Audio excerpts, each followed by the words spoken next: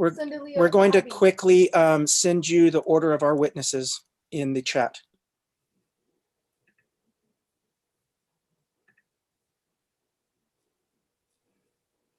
Cindy Leo We're going to Harvey. quickly. Okay, everybody, we are live. A big thank you to our judges for this round. Our presiding judge is Leslie Strouch, and I will turn it over to her. Thank you, Lee. Good afternoon, everyone. I think everyone is here and has renamed themselves, so that's great. As you guys have probably figured out, we won't be standing in deference to the court or to the jury since we are doing this virtually. I am going to swear in all of the witnesses before we get started. So if you are a witness, please turn your camera on and raise your right hand. I see 1, 2. I've only got 3. Hang on, the chat is in my way. Okay. All right. Do you promise the testimony you will give will faithfully and truthfully conform to the facts and the rules of this mock trial? You could just nod your head yes. Since you're on mute, I see yes, yes, yes. Okay, great. So let me just remind you guys of the rules. First of all, no communication between the competing teams until trial is over. Only people participating on teams and officials should be in the Zoom courtroom. You guys all look like you are dressed appropriately and not wearing any clothing that would indicate your team or your school. Are the timekeepers here? Yes, I've got one timekeeper and yes, okay, terrific. Witness Maureen, did you just join us? Yes. Okay, let me administer the oath. Can you raise your right hand? Do you promise the testimony you're about to give will faithfully and truthfully conform to the facts and rules of this mock trial competition? Yes, ma'am, I do. Okay, great. You can put yourself back on mute. We have the timekeepers here. Will the timekeepers be using chat function or will you be using your video with numbers on them? We are fine either way, Your Honor. Okay. Does Team C have a preference? Team C will be typing the times in the chat. Okay, great. Fantastic. Let's put all of your electronic devices on mute. That's your laptop, your phone, no texting, no communicating, no email, none of that stuff, please. No phone calls, obviously, either. Let's see. Before I get started, are there any changes to the team rosters or role assignments? Team A? No, Your Honor. Team C? No, Your Honor. Okay, thank you. I'm going to call the case. If the scoring judges could all turn their videos off and their microphones stay muted, that would be great. Thank you very much. Okay, I'm going to call the case of the state of Texoma versus Sylvestre Diardi. My name is Leslie Strouch. I'm the presiding judge today. Let's see, everyone can have your video set to hide non-video participants. It looks like all that's here on my screen are participants. So can the attorneys please make their appearances for the pretrial matter, starting with the state? Yes, Your Honor. I'm Katie Brown, and I'm representing the state of Texoma today. Thank you. Defense? Oh, yes, Your Honor. Good morning. My name is Ella Levins. Today, off screen, my co-counsel will be Trent Mosier and Sabina Wetterling. May our witnesses introduce themselves? Not at this time. I'm going to go ahead and do that when we're calling each witness to the stand, okay? Let's see. We're going to hear opening statements from each side. If you guys want to make sure you're in speaker view and making your opening statements. May we proceed with, or may we do brief pretrial housekeeping before we move to statement? Yes, counsel, of course. Does the state have any pretrial matters they want to take up? No, Your Honor. Thank you. Defense, your pretrial matters. Yes, Your Honor. First of all, can we confirm that you, the jury, and all authorized observers of today's trial have the pre-approved, pre-printed documents and exhibits to which they can quickly refer? I do. Thank you. We would also like to admit exhibits 1, 2, and 8, which have all been stipulated as admissible by both parties in stipulations 7, 8, and 9. Tell me the numbers again you want to pre-admit. 1, 2, and 8. Okay, state no objection to 1, 2, and 8. No, Your Honor. Okay. Those will Also, be those will sorry. be admitted. That's okay. Go ahead. Our team will be sharing computers, a provision allowed by the rules of mock trial. We will need to change screen names at times and need to designate those brief moments as non-competitive time if permitted. That's fine with me. Does the state have any objection to that? No objection, Your Honor. Okay. Just remind me, Ms. Levens, when you need to do that. So I am, and your timekeepers know to put a pause on that. Okay. Yeah. And I believe with all of that, the defense is ready to proceed. Okay. Actually, I have one more thing. What is your preference when entering exhibits? Would you like us to just show it to the witness over our camera, or would you like us to ask you before? Oh, you're going to need to go ahead and show it to the witness to make sure that it can be authenticated. Or excuse me, let me clarify. Would can you put like it on. us? What? Go ahead. Would you like us to ask you before beginning to admit the exhibit, to approach the witness with it? That's not necessary. No. Thank you. And with that, we are ready to proceed to opening statements. Okay. Does the state have anything else for pretrial before opening statements? Do you have anything, state? No, Your Honor. I Okay. think I'm experiencing a technical difficulty, though. Okay. What is Can you that? still hear me? Yes. Okay. My screen is frozen, but I think I can still hear. Okay. I can still hear you. Do you want to log out and log back in before we start? And we can try to resolve it that way. Yes, please. Thank you. Okay, Yes, Your sure. Honor. No problem.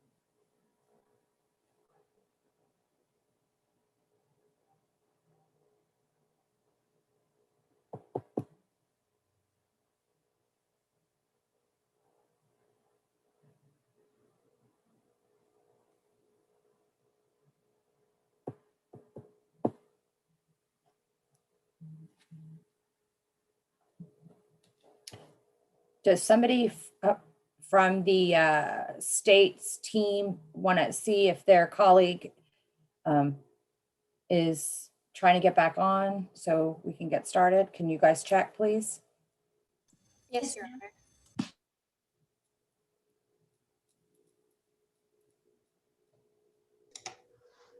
I'm looking into it. I was asked if they could log off. I asked them to log off and log back in. They had a frozen screen.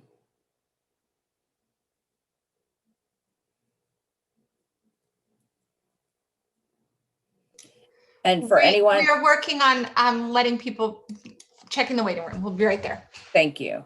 And just so all of the participants know, Every scoring judge, Ms. Roberts and Judge Matthews Rodriguez, can attest that this is something that happens regularly when we are having Zoom meetings, hearings, whatever. So it's not unusual for this to happen. So don't worry about it. We haven't started your time.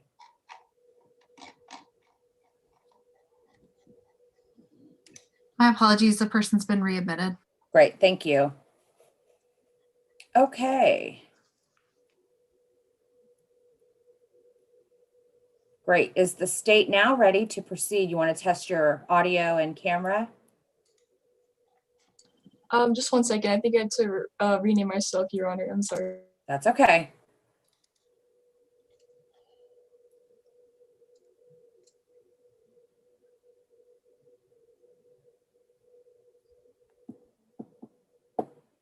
I apologize. We are ready to proceed. Okay, what you missed is me telling the rest of the participants that that happens all the time and not to worry about it. It happens in court. So if you're ready to proceed, I'll go ahead and call on you to start with the opening statement.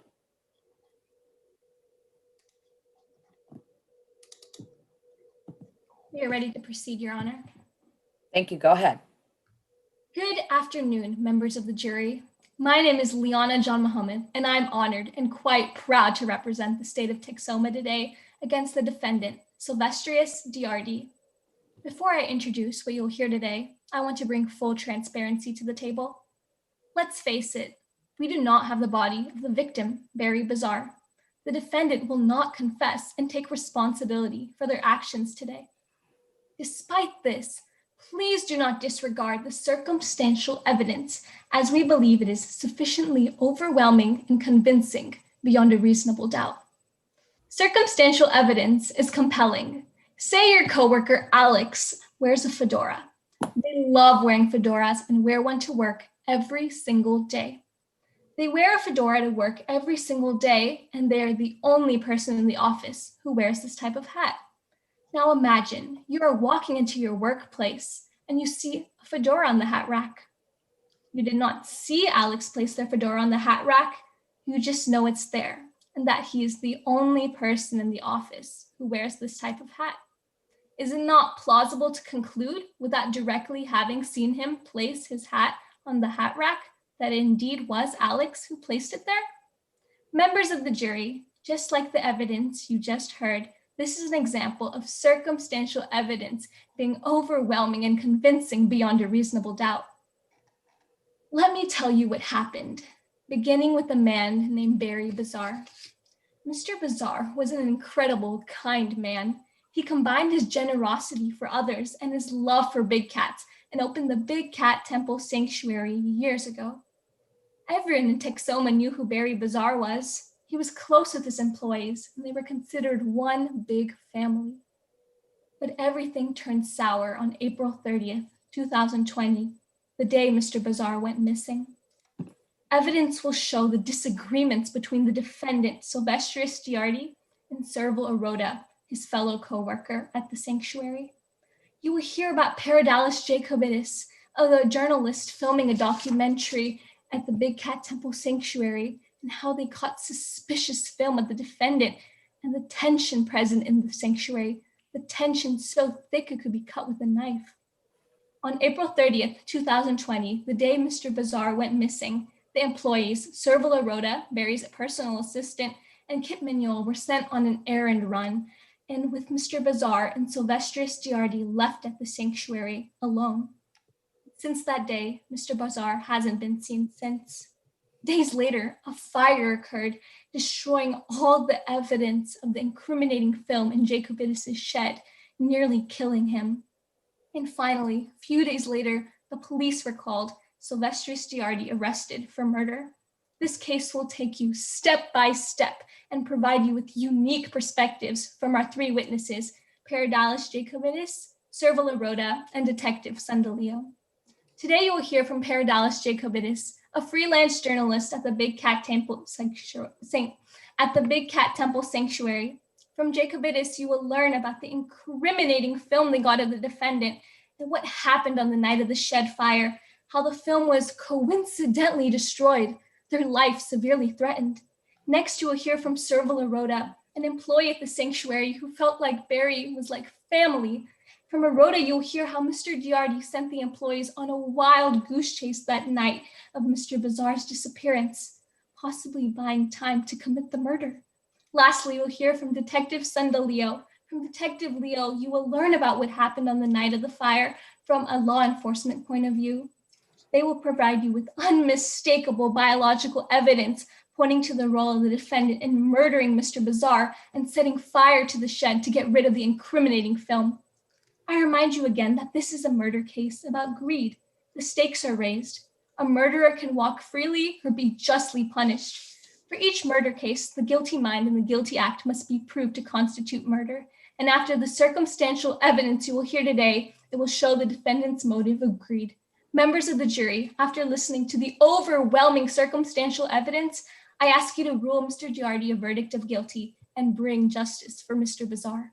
Thank you. Thank you. State, would the defense like to make its opening statement? Yes, Your Honor. Go ahead. May it please the court, opposing counsel, and members of the jury. You're about to hear a case with endless possibilities and no solid proof. A murder case with no proof of a murder. Barry Bazar's loss is a tragedy. We don't know where he is, if he was murdered, if he died in an accident, or if he just sailed away. But we do know that our community has lost an icon, and we are all suffering this loss. We all have a deep need for justice to be done, but convicting an innocent woman on the basis of no real evidence will never satisfy this need and will only deepen our community's wounds. The prosecution has the burden of proof in today's trial.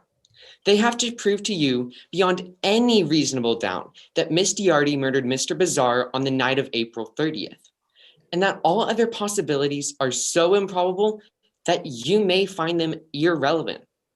But ladies and gentlemen of the jury, I can tell you now, they are not going to meet their burden. You'll hear today that Mr. Bazar was an avid sailor and that his boat has been missing since April 30th. We will show you evidence to suggest that he left voluntarily, meaning that he was never murdered in the first place. Now you may hear that Miss Giardi was the only person who had the motive and opportunity to murder Mr. Bazar, but this simply isn't true. If Mr. Bazar was murdered, there is another person in this very courtroom, Mr. Bazar's personal assistant, Serval Aroda, who had the exact same motive and opportunity. You'll hear that both had the same motive, inheriting Mr. Bazar's estate. Both had debts. Both had alibis no one can corroborate. Both had the opportunity. But you will see that Mr. Bazar was worth more to Miss Giardi alive than dead. And we will show you that there was another person at the sanctuary the night of April 30th. Mr. Chaz Namir will testify that he saw a car drive into the sanctuary at 9:45, and that this car could only have belonged to Serval Aroda. You're going to hear from two witnesses today, Serval Aroda and Pardalis Jacobidis, a filmmaker who was filming at the Big Cat Temple at the time of Barry's disappearance. This filmmaker needs Miss Giardi to be found guilty to continue her film, and Serval Aroda will inherit the entire Big Cat Temple if Miss Giardi is convicted. Now, you will also hear from Detective Sunda Leo, the prosecution's star witness.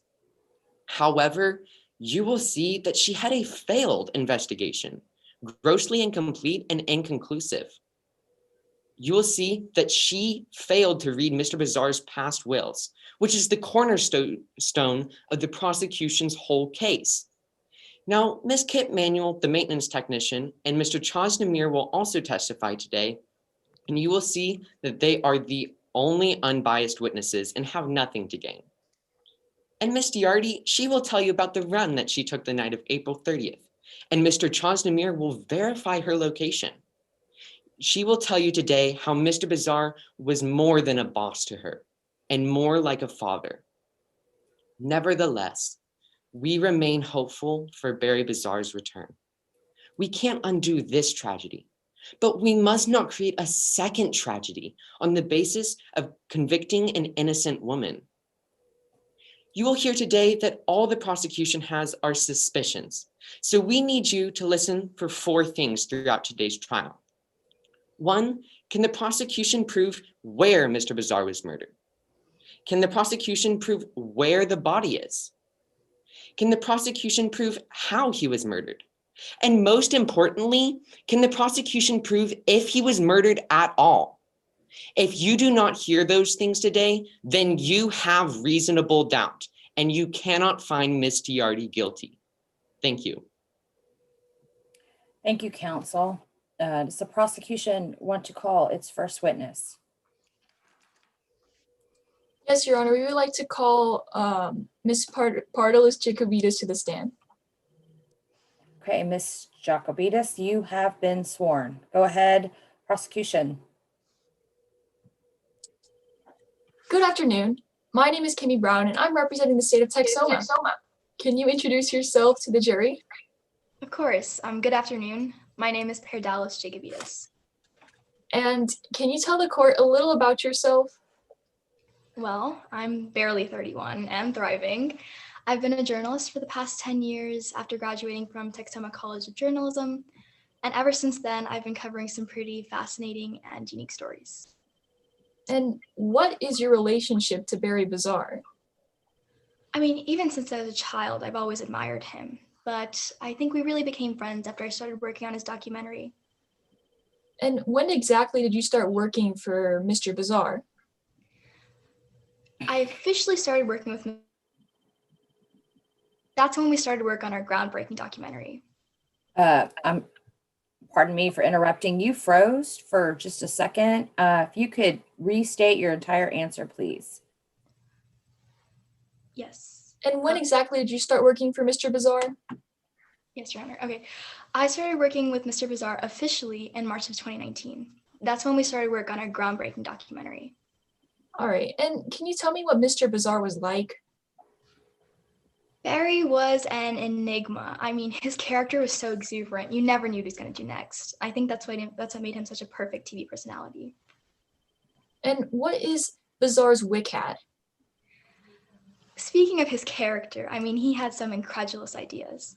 Barry believed that when we died, we're reincarnated as big cats. So when his wife passed, he believed she was reincarnated as a white Siberian tigress. And that's what WCAT's from, wife plus cat. And can you tell the court what happened in August of 2019? Now that's a good one. In August of 2019, Sylvester saved Barry from a tiger attack. And then after that, Barry changed his will to leave his entire estate to Sylvester's, a position that had previously been Serval's. And how often did Barry change his will? Goodness, so many times. And even in just the time I knew him. Objection, Your Honor. This information can only be heard through hearsay. You have a response, prosecution? Yes, Your Honor. Pardalis Jacobitis was living on the sanctuary actually at the time in a shed. So Jacobitis would have firsthand knowledge of what they are testifying to. I'm going to sustain the objection. Next question. And may I rephrase the question? Sure. From your understanding, how often did Barry change his will? Several times. I would And- still like to re-raise my objection. Information heard through hearsay. I'm going to sustain the objection. Next question. Okay. And do you remember what the defendant, Mr. Diardi, said to you? Of course. I mean, I'll never forget the look she gave me as she stared into my camera. And she said, "Wouldn't it be perfect karma if Barry was eaten by the white cat? The cat's ultimate revenge to being reincarnated, to being branded as some reincarnated dead lady." I mean, it was just shocking. To get that on film, or at least I had it on film. And how well do you remember this statement? I'll never forget that piercing glare. I mean, it was so pure, so raw. I didn't write it down or anything, because of course I'd filmed it, but I'll never forget it. And do you know anything about the defendant's financial situation? Sylvestris and finances, goodness. She was paid about $500 a week, but she was not responsible with it at all. I mean, she gambled away her money week after week, and before long, it was clear to see she was painfully broke. And what happened on April 30th, 2020? April 30th started off like any other. My crew and I, Rex and Minolta, went down to film my documentary with the rest of the crew. And at that point, Sylvestris was giving instructions to the rest of the crew about what they would do later that day. And do you know who was going where on April 30th? No, but I do know a few employees were going to a meat processing plant that was shutting down and selling meat at rock bottom prices. And what was the meat or rancid meat ordeal about?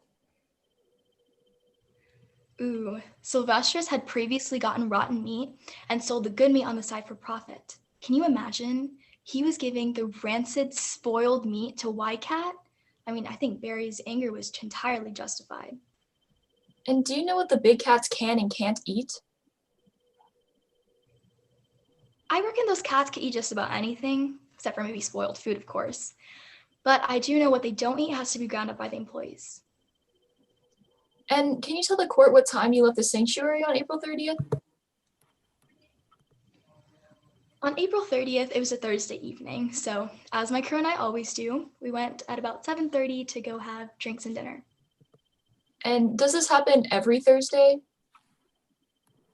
Every single Thursday. We're quite the life of the party. And what time did you come back that night? I would have to say about 1 or 2 in the morning. We like to have fun. And where was Barry at this time?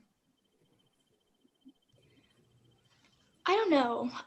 His boat was missing from the marina and no one could locate him. And was this out of the usual? I mean, no. Barry would take off sometimes, but he always told Kip. And I also noticed that the Ycat cage had been freshly cleaned. Could you elaborate on that? Yeah, I mean, as I was walking by, I smelled a smell of bleach. I mean, that's pretty indistinguishable. And were any of the other cages cleaned? No, I would have smelt it. And when did the fire happen? The fire happened the night of May 2nd. And can you describe everything that happened on the night of the fire from your understanding? Everything? Well, at this point, Barry was missing. I mean, Kip and I had talked in the supply room about Sylvestris's financial problems, and we talked about the film that I had. But most importantly, I said that if Barry was not found within the next 24 hours, I would call the police. Later that night, I mean, I woke up to the smell of smoke, not the fire alarm, mind you. And then the firefighters arrived, not that they could do much, and then I was questioned by Detective Leo. And what was your mental state like?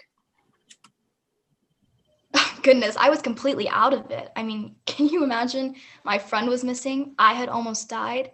All of my footage destroyed. I'm just happy I made it out of there alive. And when did you first meet Detective Leo? The night of the fire, or I guess by then it would be the next morning. And what did you learn? Well, I understand that, of course, all of my footage was destroyed, including the ones of Sylvestris. And I understand that defensive wounds were found on Sylvestris, as well as that Sylvestris and Barry's blood had been found high up on the Ycat cages. And is there any explanation for the blood to be there? I don't see how. I mean, of course they've gotten in fights with the cats before, but this has only resulted in small wounds or something. Nothing that could result in blood spattering up that high. So why are you here today? I mean, there's multiple reasons. I'm here to get justice for my almost death and for my crew and I's hard work. But more than anything, I'm here to get justice for my friend that was killed. All right, thank you, Miss Jacobitis. Pass the witness. May I proceed with cross-examination? Please. Now, let's start by reviewing the facts of the murder. You can't tell us where Mr. Bazar's body is. No, And you can't tell us where in the Big Cat Temple the murder happened. that's not my scope of knowledge. And you can't tell us what the murder weapon was. Objection, Your Honor. Calls for speculation. Response? Yes. What is your response? Your Honor, I'm just clarifying that this witness does not know where the murder weapon was. This does not call for speculation. You can ask her that question. Overruled. Can you please repeat the question? Yes. Can you tell us what the murder weapon was? If you're asking for my opinion, I think it would definitely have something to do with the YCAT cage. I mean, how did the blood get up that high? You think, but you don't know. No, I was not there. Objection, calls for speculation. Would opposing counsel please clarify their objection? Okay. First of all, we don't talk to each other. You're only going to talk to the court. So can you repeat your objection, please, prosecution?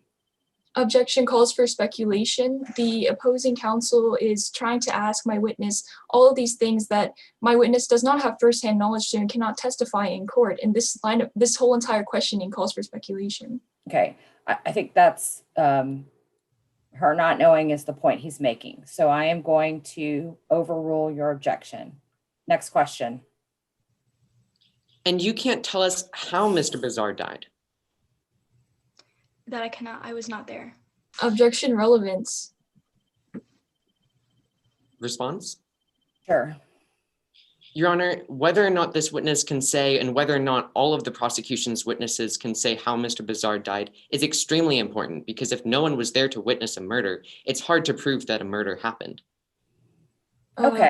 No, the objection is overruled. You can answer the question. So you can't tell us how Mr. Bazar died. I can give my opinion if that's what you're asking for. It's a yes or no question. No. Next And question. And you also didn't see, hear, or witness a murder in any way. I did. I heard a murder threat. I had that on film. So is it your testimony today that you saw a murder? No, I said I heard a murder threat.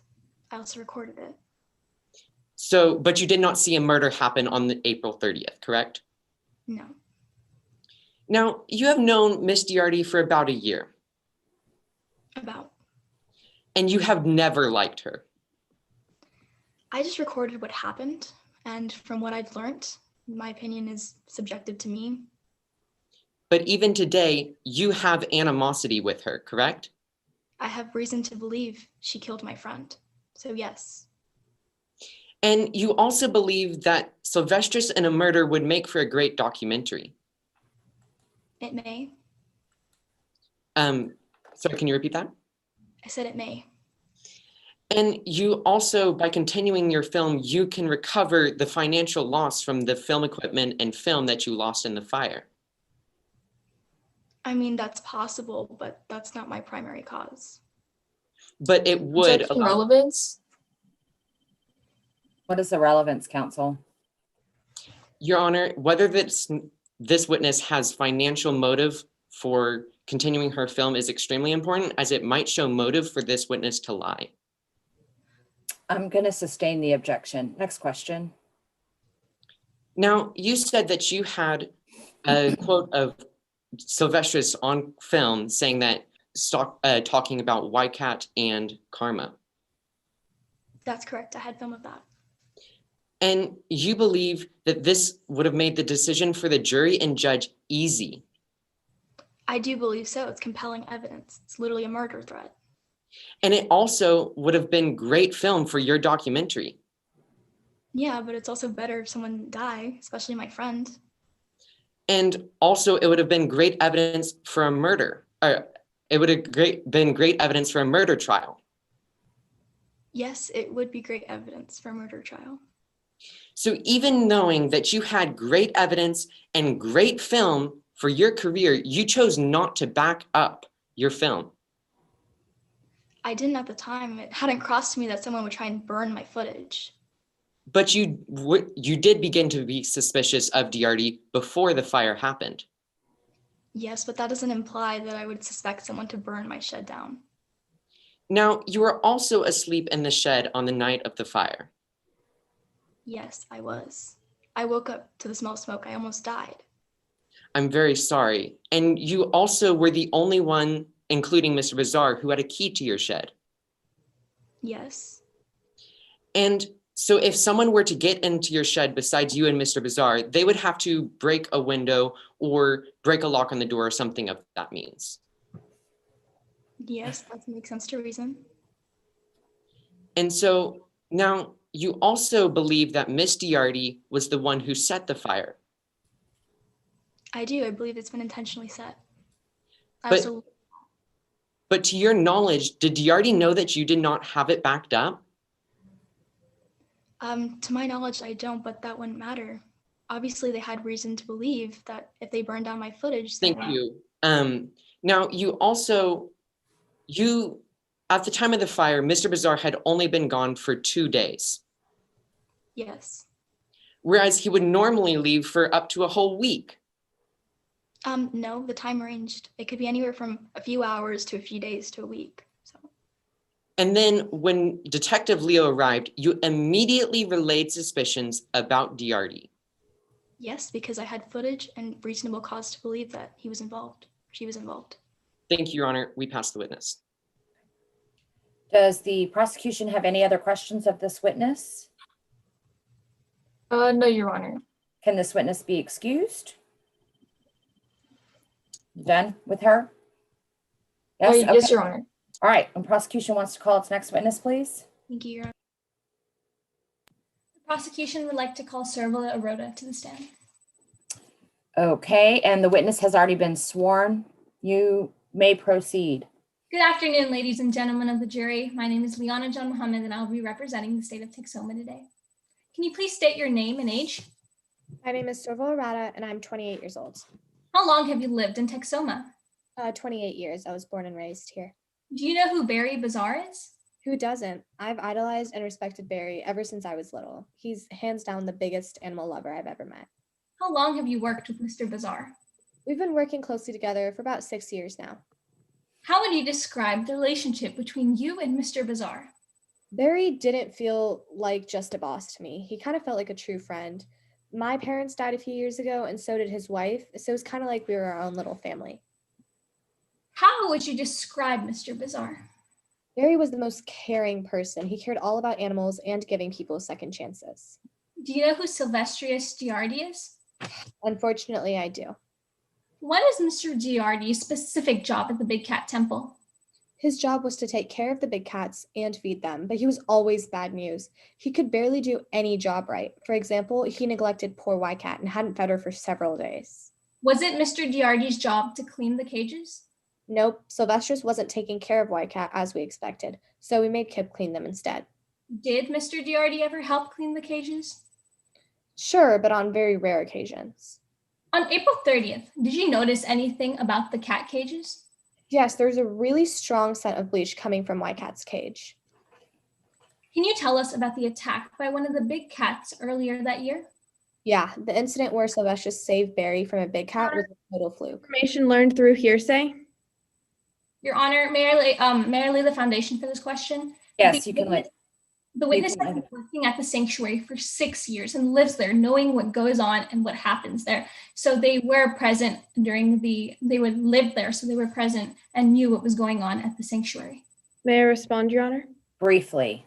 This witness did not see this attack and only learned about it through through other people telling her. Therefore, she learned this through hearsay, and it is not admissible. That objection is sustained. You can ask your next question. Mr. Bazaar was known for constantly changing the main beneficiary of his will, correct? Yes, Barry has changed his will several. Objection, Your Honor. Speculation.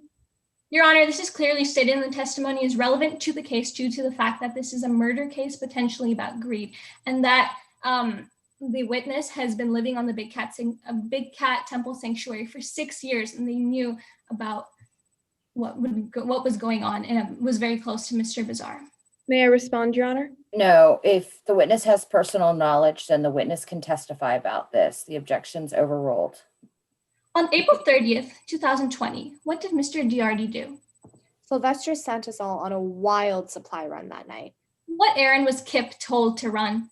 Kip was told to go to a meat processing plant 3 hours away to get some cheap meat.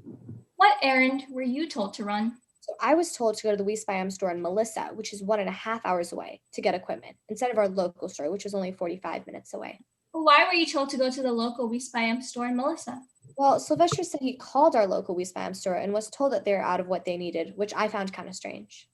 What time did Kip leave the sanctuary? Kip left at around 6:30 p.m. What time did Jacobitis leave the sanctuary? Jacobitis left the sanctuary at around 7 p.m. What time did you leave the sanctuary? I left around 7:30 p.m. When you left the sanctuary, who was left there? The only people left at the sanctuary were Barry and Sylvestris. What did you do before going to the local Weiss by M store in Melissa? I decided to stop at the local Weiss by M store to check if the equipment was indeed there. Was the equipment that Sylvester said wasn't there present? Yes, it was, so I purchased it. After purchasing the equipment, where did you go? I was pretty upset at Sylvestris for sending me on a wild goose chase, so I stopped by Snoopy's pub for some alone time at around 9 p.m. When you arrived at the sanctuary, did you notice anything? Yes. When I arrived, I found it very weird that Wycat's cage was freshly cleaned, but none of the other cages were. Also, Barry's boat was missing. How long has Mr. Bazaar been missing? Well, he's been missing, but we all know what really happened to him since April 30th, 2020. No further questions, Your Honor. Defense, cross-examination? Yes, Your Honor. May I begin? Yes. Now, Ms. Arata, I'd like to establish what your relationship with Ms. Diardi is like. You don't like her. Correct. And you have never liked her. Correct. Speculation? Overruled. Now, let's go over the facts of the murder. You can't tell us where in the Big Cat Temple this murder supposedly happened. No, I cannot. You can't tell us what the murder weapon was. That's not in my scope of knowledge. No. You can't tell us how Mr. Bazaar died. No. And you can't tell us where Mr. Bazaar's body is. No. In fact, you didn't see, hear, or witness the murder happening at all, did you? No. Now, Mr. Bazaar's boat left on April 30th. Correct. And Mr. Bazaar disappeared on April 30th. Correct. Now, Mr. Bazaar has a history of going sailing for up to a week, right? Correct. This time you say you were worried because he didn't call you. Correct. Now, isn't it true that Mr. Bazaar would always call when he got where he was going? Yes, but it depended on how he felt. And Ms. Arata, isn't it true that there was a typhoon the night of April 30th? Yes. Now, let's talk about where you were the night of April 30th. You claim you were at Snoopy's pub. Yes, I was. You say you were there for an hour and 45 minutes. Yes. Now, there's no evidence other than your testimony to prove that you were actually at Snoopy's pub for that time, right? Correct. Now, Snoopy's pub is about 15 minutes away from the Big Cat Temple. Yes. And traffic was light the night of April 30th. Yes. You got a text from Miss Diardi at 9:30. Yes. Said she was leaving the Big Cat Temple on a run. Yes, but I found 9:30 to be a little late. Now, based on what you just testified, if you had left Snoopy's pub around 9:30, you would have been back at the Big Cat Temple around 9:45, correct? No. I was back at 11. I'm not asking you when you say you got back. I'm asking you if you had left Snoopy's pub at 9:30. I had left, yes. What? If I had, yes. Thank you. Now, you inherited piles of debt from your parents. That's correct. You believe you have to pay it off. I do. Objection relevance? May I respond, Your Honor? Yes. I'm showing motive for this witness to possibly have been involved in the murder of Barry Bazaar herself. I'm going to sustain the objection. Next question. Now, you saw Mr. Bazaar's will after its most recent change. Correct. If Ms. Diardi is found guilty of murdering Barry Bazaar, who do you believe will gain Mr. Bazaar's estate? The secondary beneficiary. And who is that secondary beneficiary? I'm not sure. You don't know who the secondary beneficiary is? I think it's me or Chausemeyer. You think it's you? Yeah, I'm not sure right now because Barry he changed his mind all the time. Are you testifying today that you don't actually know who Mr. Bazaar's second beneficiary is? I think I do. You think you do? Who do you think it is? Me? Unanswered. Thank you, Your Honor. We pass the witness. Okay. Does the prosecution have any further questions of this witness? Further questions, Your Honor? All right, you can call your next witness.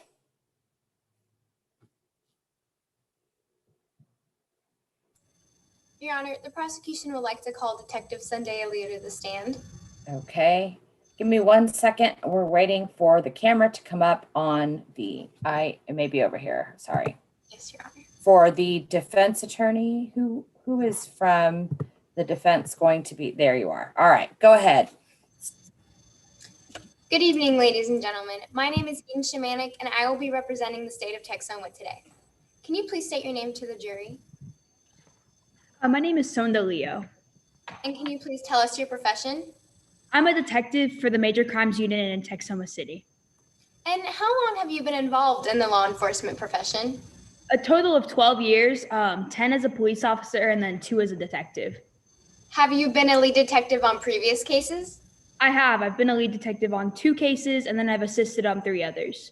So would you say, based on your background and experience, that you're qualified in crime scene investigation and witness interviews? Yes, ma'am. Did you have any prior knowledge of Barry Bazaar before this case? Before this case, I've heard of him, but I don't know him personally. And what time did you arrive at the scene of the fire the night of May 2nd? I arrived at the scene of the fire around 8:15 a.m. And when you arrived at the scene, who were the first individuals you interviewed? The first individuals I interviewed was Perdalis Jacobidis and Serval Arata.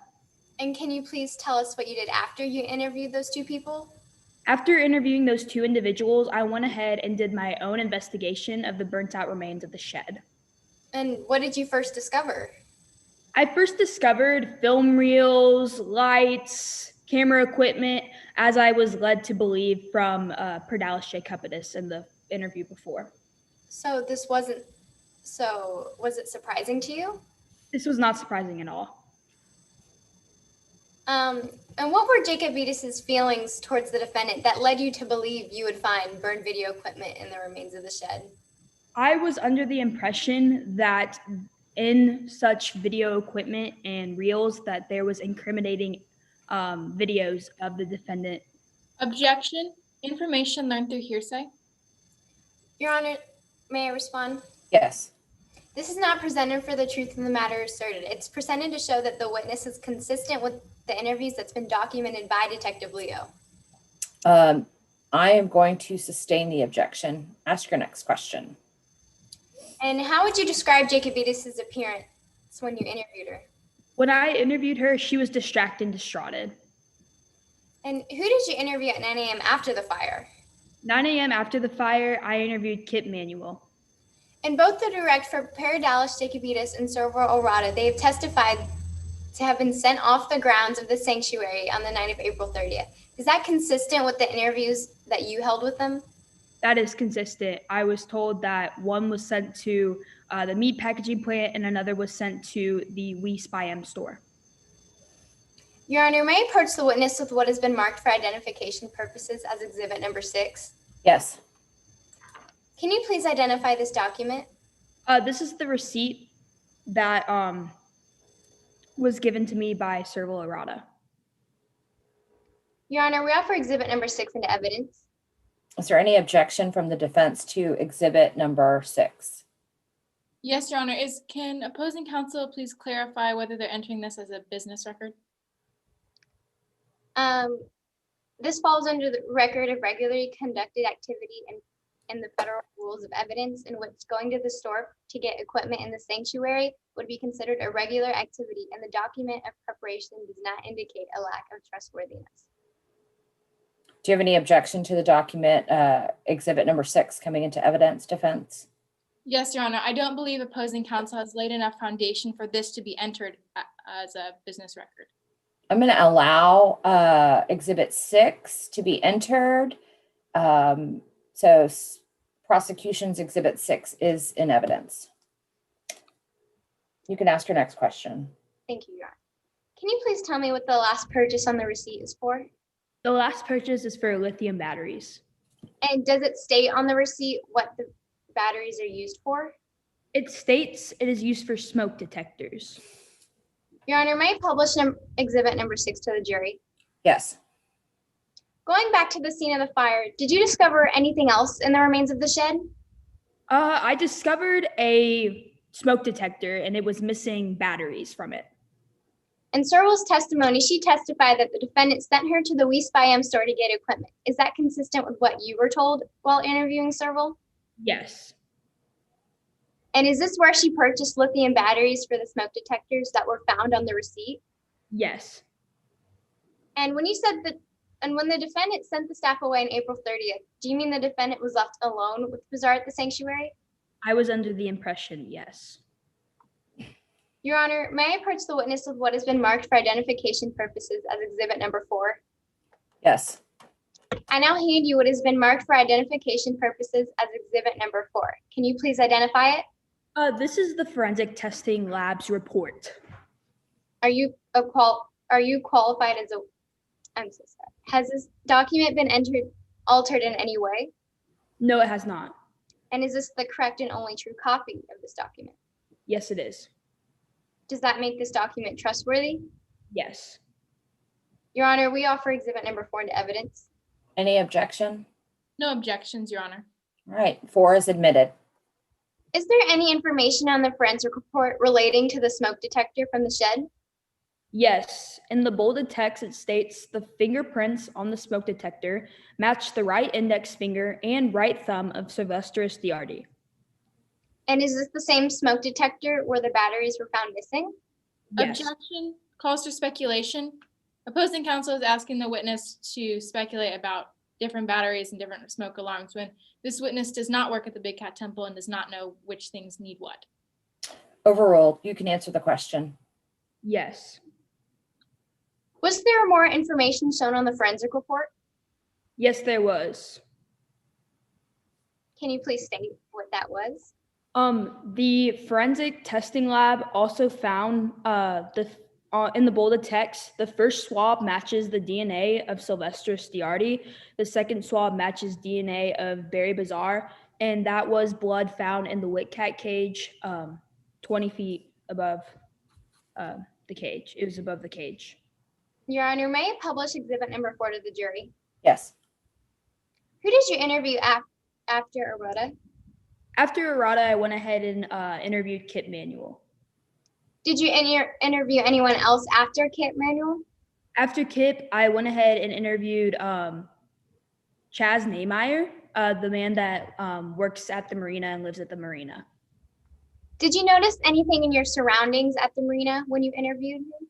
I did notice that the spot that Bizarre's boat was supposed to be docked in, the boat was not there. And who did you interview last? I interviewed Sylvester Stiardi last. And can you please describe her physical appearance? Her physical appearance, she had scratches on her neck and several scrapes. And when did you finally arrest the defendant? I finally arrested the defendant on May 20th of 2020. And how did the fingerprints found on the smoke detector shown on the forensic report play a role in you arresting the defendant? I was under the impression that the defendant had taken the batteries out of the smoke detector based on prior knowledge of things going on at the Big Cat Temple. So that was one piece of evidence that was used. And how did the defendant's blood being found on the bar of the White Cat cage play a role in you arresting the defendant? It played a role in my opinion of how Barry Bizarre was murdered, was that he had, the defendant had led Mr. Bizarre into the Whitcat cage, which then he could have gotten inflicted cuts or wounds from the Whitcat as he put Mr. Bizarre inside of that cage to be eaten. No further questions, Your Honor. Okay. Defense, cross-examination? Yes, Your Honor. Go ahead. Now, Detective Leo, before we discuss your investigation, in all of your experience, have you heard of the term reasonable doubt? Yes, I have. And so you understand that the reasonable doubt is the threshold by which the jury must determine the defendant's guilt or innocence. Yes, ma'am. Thank you. Now let's begin with May 3rd, the day you're called to Big Cat Temple. Now, Barry Bizarre had been only missing for 4 days by the time you were called to the Big Cat Temple. Yes, I was under that impression. And during your investigation, you learned that Barry Bizarre took his boat out often. Yes. And he would sometimes sail quite far for up to a week. Objection hearsay. Overruled. Yes. Can I ask my question again for clarity? Sure. So Mr. Bizarre would often sail for up to a week at a time. Up to a week. Yes, I was under that impression. Your Honor, may I have the witness in court refer to what has been pre-entered as Exhibit 4?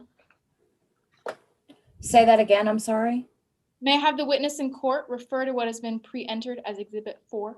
Yes. Does the witness have Exhibit 4 nearby where she can look at it? Yes, ma'am. Okay, go ahead. Does opposing counsel have the exhibit in front of them? Thank you. Detective Leo, can you see the second paragraph on this page? Yes, ma'am. And can you see the second sentence on this paragraph that starts with "we understand"? Yes, ma'am. Please read along with me silently as I read this sentence aloud. We understand that a fire occurred at a shed at the Big Cat Temple and that the fire marshal believes arson was possible but could not reach a conclusive opinion. Did I read that correctly? Yes, ma'am. Now, Detective Leo, you believe that the fire was definitely arson. Yes. Would you agree that a fire marshal is more qualified than you to perform a fire investigation? Yes. And the fire marshal concluded that there was reasonable doubt as to whether this fire was arson. Yes, they did. Now, before we continue, would you agree that it is important to be thorough in any of your investigations? I do agree. And you know that if you are not thorough, it could lead to the arrest of an innocent person. Yes, that is possible. Now, this forensics report, as we just saw, was intended to gather evidence for this alleged murder. Yes. So you tested the white cat cage for the presence of blood. Yes. And you took 12 swabs from around the cage. Yes. Were you looking for pools of blood to test? We were just looking for any traces of DNA evidence. So you tested areas where you thought blood was most likely to be. We tested everywhere.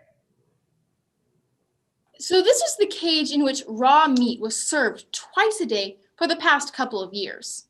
Yes. Objection relevance. Overruled.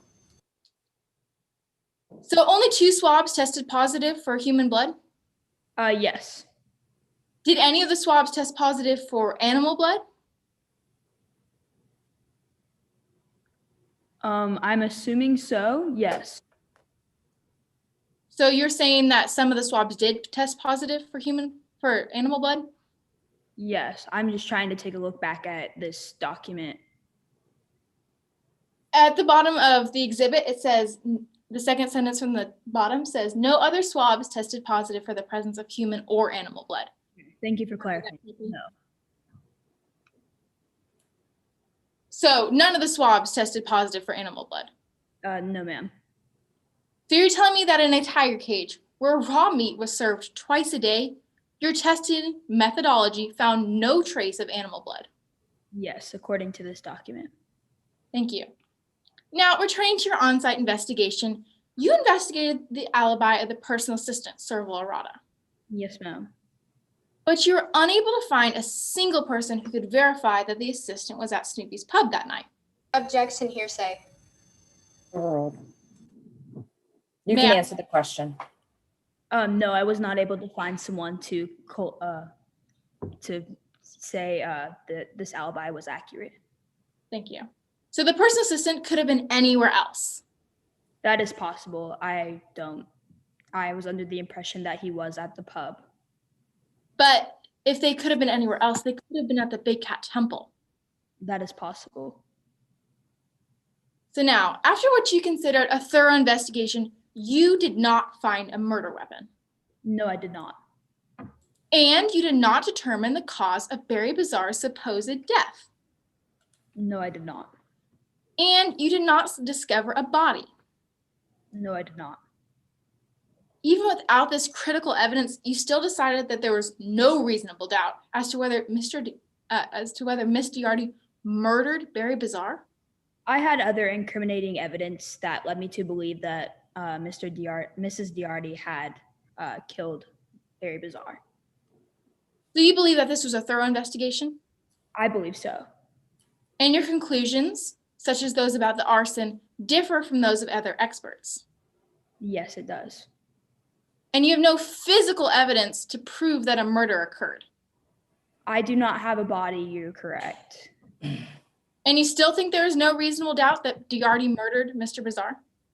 I am under the impression that Mr. Bizarre's body was sent off into the typhoon, and I have not found that boat, so I can't tell you whether or not I can't tell you that. Yeah, you're correct. You can't tell me whether a murder happened, can you?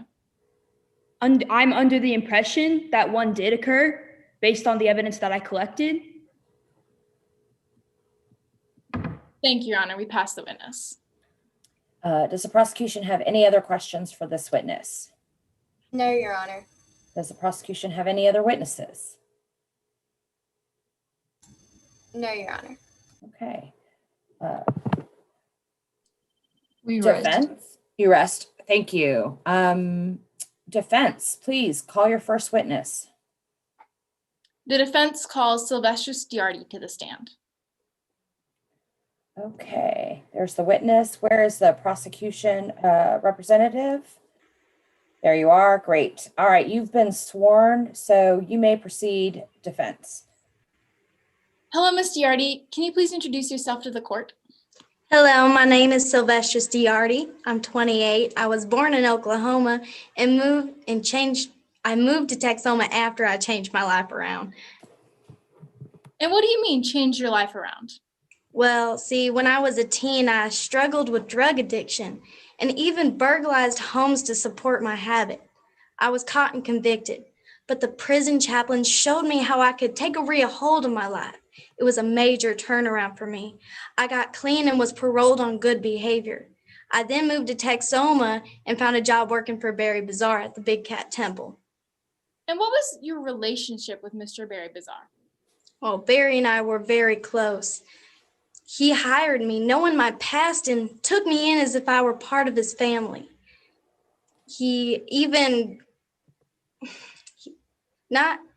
Some people say I saved Barry's life, but honestly, he saved mine first. There's practically no one who would hire an ex-con like myself. And what were the elements of your job? Well, after I saved Barry, he basically put me as a manager. The only person I didn't manage was Servo Rada, which I didn't have a problem with because I knew my place. Now, you brought up that you saved Mr. Bizarre's life. Can you tell us a little more about that? Oh, sure. See, Barry was just being regular Barry and went inside one of our tigers' enclosures without any protection. See, when you're dealing with big cats in hunting mode, you have to be careful because blood does get drawn. When the tiger had him jumped, I rushed in to save him. I was just glad I was able to save him from just a few deep scratches. After you saved Barry's life, did he treat you differently? In a way, I guess. See, I already thought of Barry as a father figure in my life. However, he did mention to me that I was in his will a few times after the tiger tried to kill us. But did you ever see the physical document of the will? No, I never saw it personally, but I know for a fact Servo Rada did. Now, you mentioned Servo Rada. What was your relationship with a personal assistant? Oh, it was just work related. However, I did know her well enough to send her a text the night of April 30th. I was going on my run, so I wanted to let her know where I was and what I was doing. Do you run regularly? Oh, yes. I have to keep up with cats. You got to be quick on your feet. So I make it a goal to run at least 10 miles every night. I run just like I always do the night of April 30th. And did you meet anyone on your route? Yes, see, I run past the Marine every night, so I waved and shouted out to Chaz while I was running. And earlier that night, as the manager, you were aware that all the other employees were on errands. Can you tell us a little more about that? Yes, see, we heard that a storm was coming, and so we needed to prepare the sanctuary and make sure our cats were safe. So I asked some of our employees to go get some meat and surveillance cameras after supper that night. And what did you do to prepare to replace the surveillance cameras? Well, I called our local We Spy Am store, but I was informed they were out of the brand and style of cameras we needed, but the Melissa store did, and it was just about an hour and a half away. The witness's response can only be known from hearsay. You have a response, counsel? Yes, Your Honor. This statement is not being used to prove the truth of the matter asserted, but rather the effect on the listener. The effect being that Ms. Diardi then thought there were no cameras at the store. I am going to sustain the objection. Next question. Now, you'd also mentioned a storm, Ms. Diardi. When did the storm start? While we were trying to get everything we needed before the storm broke, but apparently it was too offshore to even affect us at the sanctuary. That's when I got worried. When I didn't see Barry's boat at the marina, I figured he had sailed off into the storm. I got really worried. Was it unusual for Mr. Bizarre to go sailing? Oh no, he would just get on his boat and just disappear for about a week. So it'd take a week for him to return. When did Arota want to call that investigation?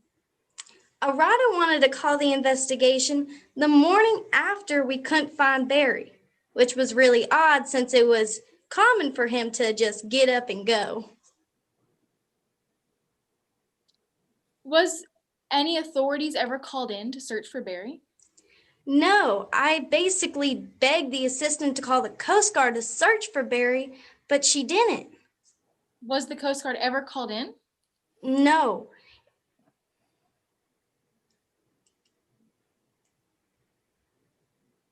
I'm sorry. Did you say something else? No. Oh, I was waiting. I thought you were going to finish your answer. Would you like me to move to the next question? I'm sorry. Could you re-ask the the witness? question? The witness finished with its answer? Could you re-ask the question? I'm not sure I heard you. Yes. Was the Coast Guard eventually called in? No, they weren't. Instead of calling the Coast Guard, she called the police. But the police couldn't have searched for Barry like the Coast Guard could have. Objection calls for speculation. Sustained. As of today, Ms. Diardi, has the Coast Guard found Mr. Bizarre? No, they haven't. Instead of trying to find and rescue my friend, some of my fellow employees are trying to prove that Barry was murdered. It's just been a whole crisis lately. Thank you, Your Honor. We pass the witness. Prosecution? Cross-examination? Yes, Your Honor. Go ahead. So you were hired by Bizarre in May 2018, correct? Yes, that is correct. And soon after you got there, you found out how to save Bizarre money by obtaining meat past its sell-by date, right? They weren't by their sell-by date for the cats, but they were for local stores, yes. Right, and because of this, Bizarre took a liking to you, yes? I'm not sure it was just for that, but I guess so. And then Bizarre put you in charge of supervising all the full-time and part-time staff except for Serval Arata? Yes, that is correct. And you were responsible for feeding and exercising the cats? Yes, that is true. And you also sometimes cleaned their enclosures? When need be, yes, I did it, but usually it was Kip. And so to be clear, you had access to all of the big cat cages on the sanctuary? Yes, so did everyone else. And when there wasn't any meat to obtain past its sell-by date, you got beef, hog, and goat carcasses from the Texoma Meatpacking Company? Yes. And these carcasses were 3 to 5 feet in length, correct? They were about that, yes, ma'am. And they could weigh up to 60 to 70 pounds. Objection, relevance? Response, Your Honor? Yes. Your Honor, this is relevant to the fact that the defendant could have used the meat grinders to grind up Barry Bazaar's body after feeding Barry Bazaar to the wig cat.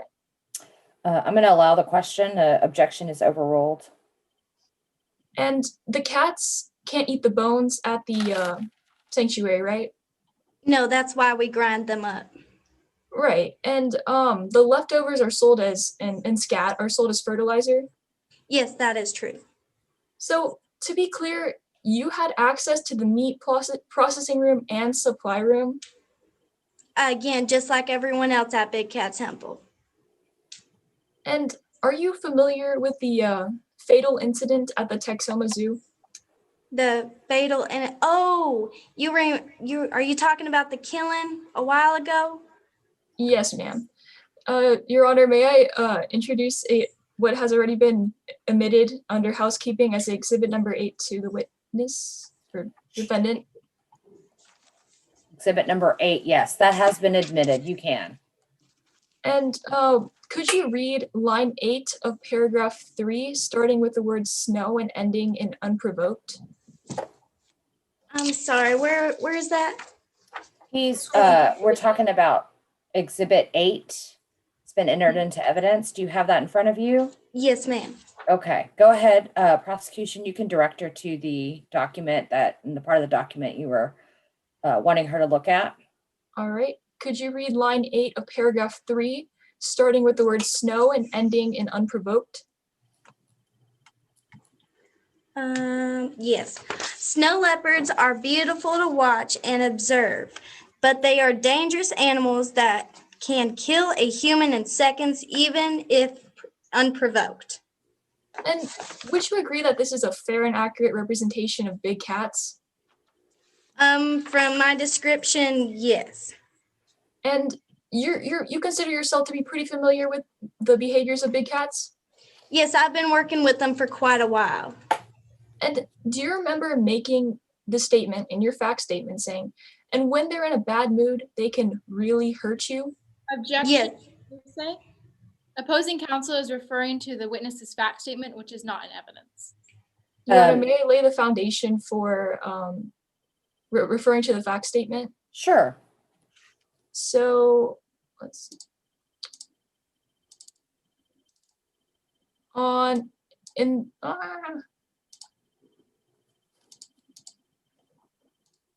So on page. Does the witness have the fact statement at or nearby? Yes, ma'am. Okay, go ahead. Okay. On page 1 of the witness's fact statement, line 32 to 33, the witness has Go ahead and ask a question about the statement for the witness. Do you remember making a comment on Wicat's moods? On Wicat, yes, she was a little bit moody lately, so I made sure to document that. Do you remember talking about the big cats at the temple and how and what you have to do to take care of them? Yes. And do you remember making the statement in your fact statement with that established saying, and when they're in a bad mood, they can really hurt you? Yes. I would like to re-raise my hearsay objection. Overruled. Overruled. Go ahead. The witness can answer the question. Could you re-ask that for me, please? And do you remember making the statement in your fact statement of page 1, lines 32 to 33, saying, and when they're in a bad mood, they can really hurt you? Yes, ma'am. And they would refer to big cats, correct? Yes, anyone in that spectrum of animal is considered just a big cat. Yeah, and would you also agree that Wicat was in a bad mood leading up to Bazaar's disappearance? I'm not sure if she was in a bad mood. She wasn't feeling too good lately. That's why I wasn't feeding her as much, because her stomach was being upset. Yet in your Okay, never mind. Okay, on April 30th, you sent your coworkers off to run errands, correct? Yes, that is correct. We needed meat and surveillance cameras. And the trip to the meat company is 6 hours round trip, correct? Yes, because we got a really, really good deal. Someone was going out of business, so we were getting a whole lot of meat Objection, for really it's cheap. non-responsive. Sustained. Next question. And they left, and they left after dinner at 7:45. Yes, ma'am. Yet in your fact statement, you said they left at 6:30. Well, they left around that area after supper. I think it was a little bit after supper. Okay, and you expected them back well after midnight, correct? It was going to be a little bit later. Yes, ma'am. Objection, non-responsive. Overruled. Next question. And you sent several errata to the We Spy 'Em store and Melissa Texoma? Yes, I sent her to the Melissa store. And the Melissa We Spy 'Em store is 3 hours away round trip, correct? It was about an hour and a half away, but round trip, yes. But isn't the local We Spy 'Em store 20 to 30 minutes away? Yes, but I was informed they were out of the brand and style of cameras we needed. And this was because a few cameras were especially facing the Wildcat cage, were on the fritz. Yes, some of our cameras were on the fritz. That's why we needed new ones. Right. And now going to May 3rd, there was a fire in Jacobitis' shed, correct? Yes, ma'am. And you know, in your fact statement and what you've admitted to on direct examination, you said that you got hooked on drugs as a teenager? As a teenager, but then I changed my life around. It was a major turnaround. But you also turned to burglarizing homes to support your habit? Again, that was before I changed my life around. I am clean now and just happy as a jaybird. Objection, non-responsive. I only asked the witness to answer to the question I asked. Overruled. Next question. And you were sentenced to 10 years in prison for that? I was sentenced to 10 years, but only served 5. And that's because the house caught on fire? What is your question? I'm so confused. You were sentenced, you got a heavy sentence because the house caught on fire as well. Yes, they accused me of torching the house, but I never torched the house. I did burglarize it though. And do you understand that you're the defendant in the murder case? Yes, ma'am, I do. Do you understand that only your blood and the victim's blood was found in the Wildcat cage? I am very aware of that, but it's regular for blood to be in a tiger cage, especially when being attacked. And do you understand that only your fingerprints have been found on the smoke detector in Jacobitis' shed? Objection. This question calls for hearsay. The witness could have only learned this information through hearsay. Overruled. You can answer the question. Would you like me to repeat the question? Yes, ma'am. Do you understand that only your fingerprints have been found in the smoke detector in Jacobitis' shed? That's what I've heard, but I know multiple people have touched that smoke detector, so I'm not sure why I would only have mine, but yes, ma'am. And you were dripping wet close to midnight on April 30th? Yes, I take a dip in the bay after my runs. And your run ended at 11:15, correct? Yes, it takes me about an hour and a half or maybe even longer some days. But you were found close to midnight dripping wet. Yeah, yes, ma'am. Just like I said, when I run, after my runs, I take a dip in the bay just to cool off. So do you have any explanation for those unaccounted for 45 minutes? Ma'am, just like I said, it takes me a long time to run 10 miles and then I take a little dip in the bay and then I go to bed. But you were on a run from 9:30 to 11:15. Yes, ma'am. At 11:15. I'm sorry. It just takes me a little bit longer to run 10 miles than probably most. And you have admitted that you have a gambling habit and owe some wise guys a couple $1,000, correct? I do owe a few people some money. Yes, I have been working on it. The job I have has been perfect at Objection, paying people. non-responsive. Sustained. Just answer the question that's being asked. Next question. And you get paid only $550 a week from Barry. Yes, that is true. But Barry pays for your food and rent? That is correct, yes. And you are the primary beneficiary to Bazaar's will?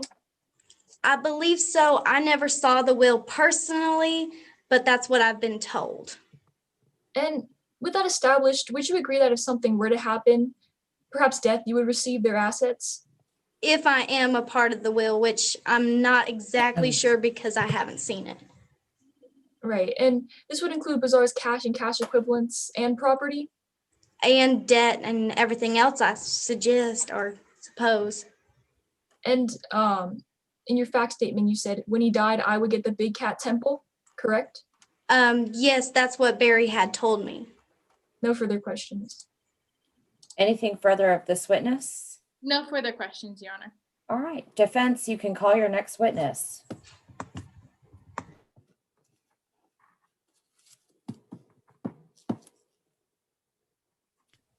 Yes, Your Honor. The defense calls Chouse Nemeyer to the stand. Okay. In just a minute. I don't see him quite yet. Okay.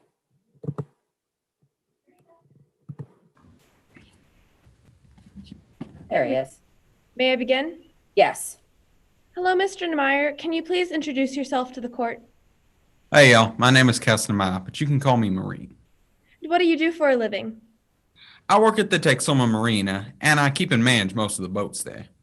How do you know Barry Bazaar? I've known Barry for 10 years, ever since I started working at the Texoma Marina. I worked on his boat, the Cat's Ironic. We were so close, I was even in his will at one point, but he took me out soon after, and believe it or not, I was very relieved. Don't know what I would have done if I ended up with a cat sanctuary. How do you know the defendant, Miss Diardi? She works at the Big Cat Temple, and I know everyone over there. How long have you known her? Since about 2018, when she first got her job. And how well do you know her? I wouldn't call us best friends, but she is kind of a hero around here for saving Barry's life a while back. Not many people would have distracted a tiger to save somebody's life, especially if it endangered their own. Now, tell us more about your job. How did you take care of Mr. Bazaar's boat? I work on the machinery in the Cat's Ironic and make sure to keep it up to date, and also make sure that it has everything it needs to head out at a moment's notice. Did he use his boat often? Oh yeah, he was always going off to clear his head. He called these trips sailabouts. What did he need for these trips? Oh, he had everything he would need. He had rations, drinking water, he had fishing gear, flares, and really everything else he would need to survive and honestly thrive while out in the water. Now, did you see Barry on April 30th? I honestly can't say for sure if I did see Barry. I did see the boat sail off, but I didn't see or talk to whoever was on it, which is weird because Barry would usually say bye to me before heading out on one of his sailabouts. But I suppose it's possible he was just excited and wanted to leave immediately. And did you see any trace of his boat that day? Well, there was the GPS tagged to it, which sent out a beep every once in a while, but it stopped about 3 miles out in the bay. Do you have any other way of tracking his boat? Well, there's this little device called an EPIRB, which sends out a tracking signal when it gets submerged in water. Unfortunately, his was broken at the time and it was currently in my tool shed, so it was pretty much useless in that factor. Now, did you notice any of the Big Cat Temple employees acting strange in the days leading up to April 30th? Well, on April 23rd, me and Serval had a bit of a weird conversation. Can you tell us about your conversation with Serval Arata? Well, it almost kind of sounded like Serval was trying to set Sylvestris up for something, maybe get a type of sarcastic confession out of him. Basically, he said something along the lines of Sylvestris will never get the Big Cat Temple. And I asked him how he was sure. He said, it's just a gut feeling. Later on, he said, funny how karma works. I'm getting the temple and Sylvestris is going to jail. It was a long response anyway. Objection, hearsay. May I respond, Your Honor? Sure. We are clearly not using this statement to prove that Sylvestris is going to prison and Serval is getting the sanctuary. The fact that Serval Arata said this implies that she may be the real killer, which, if proven, would not only raise reasonable doubt as to Sylvestris Diardi's guilt, but could conclusively disprove the prosecution's case. Going to sustain the objection. You can ask your next question. Did you see anything the night of April 30th? Well, on the night of April 30th at around 9:45, I saw a sedan drive up the dirt road. I'm pretty sure it was Serval's car because Serval's the only one who drives a sedan. Everyone else pretty much drives SUVs. And while I didn't see who was driving the sedan, I'm pretty sure Serval doesn't let anyone else drive a car. Objection, speculation. May I respond, Your Honor? Sure. He's testifying as to what he knows. He knows he saw a sedan, and he knows Serval is the only one who drives a sedan and has permission to be on that road. Okay. I'm going to overrule the objection. You can ask your next question. Now, Mr. Niemeyer, do you see cars drive into the zoo often? Well, on the dirt road that the Serval's car was driving on, only employees and certain visitors are allowed to drive on it. And there's tons of signs telling tourists not to come. So occasionally people do come in. Your Honor, may the witness in court refer to Exhibit 1, which has been previously admitted? Does the witness have Exhibit 1? I believe so. I do, Your Honor. Okay, go ahead. Now, Mr. Niemeyer, can you show us where you live on this map? Please hold it up yourself. I live right around here in the Texoma Marina. Can you hold it up? Thank you. And can you show us where you saw the car drive that night? It was right around here, you know, where it says dirt road. Can you hold it up a little bit higher? My mistake. Thank you. Now, what was the weather like the night of April 30th? I didn't see it myself, but apparently there was a pretty bad typhoon that night. And it was originally supposed to miss the east side of the Stakeford Islands, but suddenly started heading in that direction at around 8 p.m. Whoever was in Barry's boat was certainly in big trouble. And did you hear Ms. Diardi call out to you the night of April 30th? Oh yeah, whenever she goes on one of her runs, she yells out a little "Hey-o, Marine," and I heard her that night at around 9:30. Thank you, Your Honor. We pass the witness. Prosecution, cross-examination? Yes, Your Honor. Go ahead. Your Honor, may I approach the witness with what has already been entered into evidence as Exhibit Number 1? Yes. Can you please identify this document that has been marked as Exhibit Number 1? Well, this here is a map of the entire Big Cat Temple area, including the Texoma Marina and the dirt road. Your Honor, as this has already been admitted into evidence, I will now proceed with my questioning of this content. Okay, go ahead. Shown in Exhibit 1, would you say this is an accurate but not to scale description of how close the marina was to the sanctuary? That's what I would describe it as, I suppose. And from what you've seen, the defendant lives on the grounds of the sanctuary, correct? She does, around these parts. Definitely near the Big Cat Temple and further away from the marina. So is it correct that everything shown on this map is relatively close to the marina, including the workers of the sanctuary's trailers? Relatively, but not quite that close. Still have to do quite a bit of a drive, or run, in Sylvester's place. Your Honor, may I publish Exhibit Number 1 to the jury? Yes. On the night of April 30th, did the defendant go out on a run? She did. At least I suppose she did, because I heard her yell out at 9:30. Always does right before she goes on a run. Well, so the defendant would go on these runs regularly? Yeah, pretty regularly. And when you say you're pretty sure he called out around 9:30 p.m., does that mean that the defendant could have left either a little before or after that time? I suppose so. It's hard to say, honestly. I wasn't really paying that much attention on the night, but I did hear her yell out, "Hey, Marine," at around 9:30. And is it true that Mr. Bizarre's boat left the dock around 45 minutes after the defendant called out for their run? It was a little bit after that, somewhere around 10:30, I'd say. So once Though again, that's not exactly to scale. so not at that exact time. So the boat could have left either a little before or after that time? If you're talking about 10:30, then yes, approximately. And you stated that the EPIRB on Barry's boat was not working and not fixed before Mr. Bizarre's disappearance, correct? Yeah, that was pretty unfortunate, honestly. Kind of wish it was on there right now. Then again, it wouldn't have worked anyway. And is it true that an EPIRB would not send a trackable signal if it came in contact with water, if it was broken? That is true, ma'am. And did the defendant have access to Mr. Bizarre's boat? I'm sorry, can you repeat the question? Did the defendant have access to Mr. Bizarre's boat? They all did. At least 4 of us did. At least 4 of us knew how to use it anyway. There was me, Barry, Sylvestris, and Serval.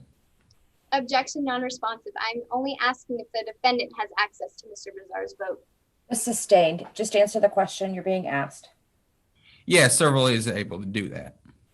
Has the defendant taken the boat out throughout the years? Yeah, all of us have.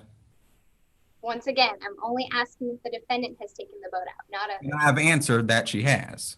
All right, let's only respond to questions and watch our tone. Ask your next question.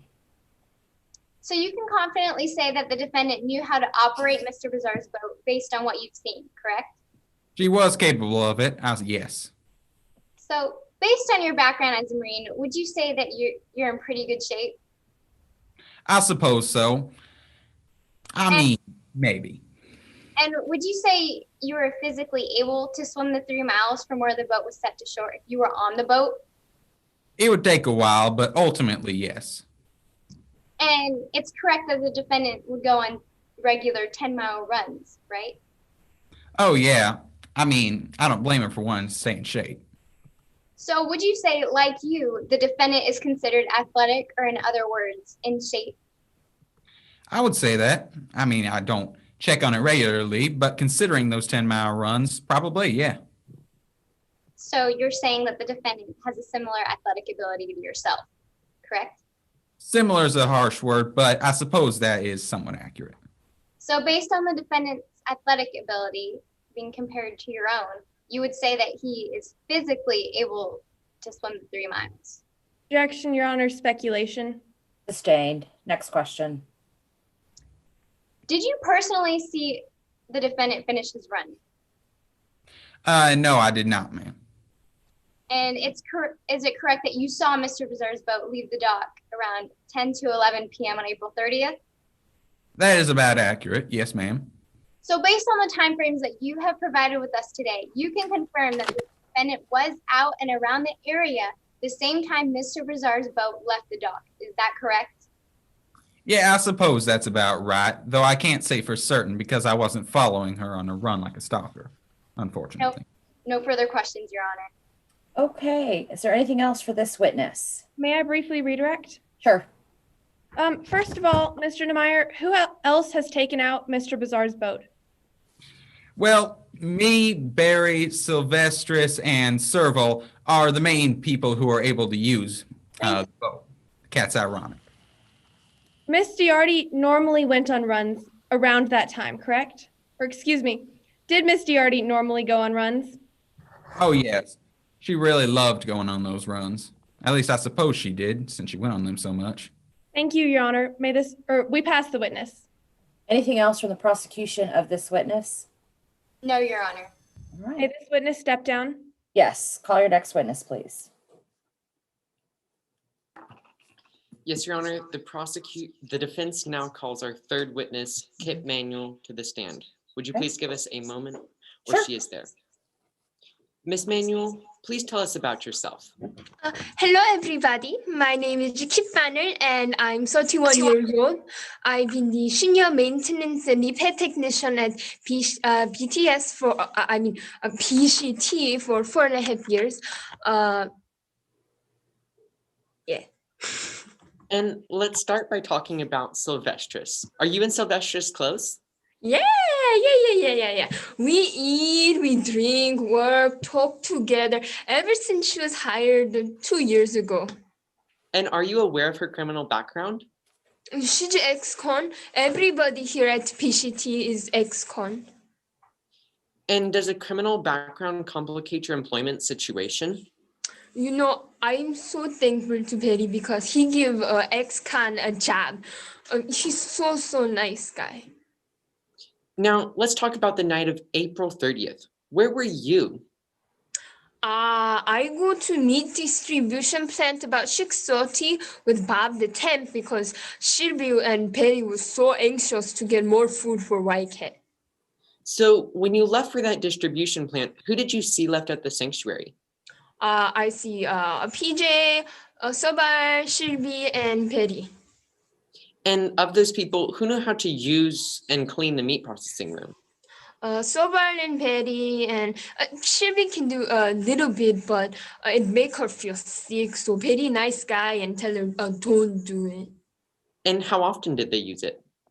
Shilby and Sobar only a little bit, but Petty like to use to give White Cat snack before he go to nighttime sale. So when you came back from the meat processing plant, did you see the Big Cat Temple's meat processing room?